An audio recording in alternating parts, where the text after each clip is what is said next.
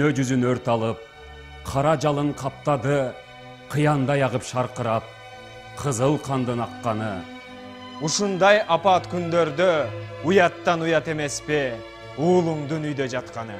Жартыны бөлүп бирдешкен, жан каныбыз бирдешкен, жарым менен коштошом. Бактылаш, курбу замандаш, барың менен коштошом. Дүйнөдөн каргап жоготкун, душмандын жолун тоспосом.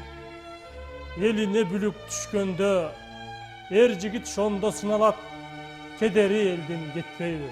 Дек албай калса кубалап, кагылам журтум ишенген, кара туткан балаңар, кармашкан жоосун жыгалат.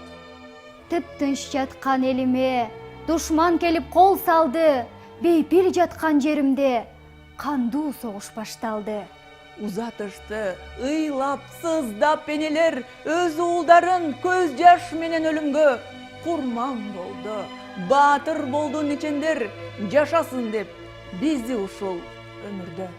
Кан согушка апалар да барышкан, өмүрлөрүн тоокелге салышкан, жолборс жүрөк жоокерлердин жара аттарын таңышкан.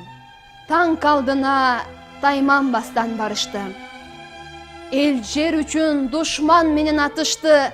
Эч тайманбас биздин баатыр аталар элибизге жеңиш менен кайтышты.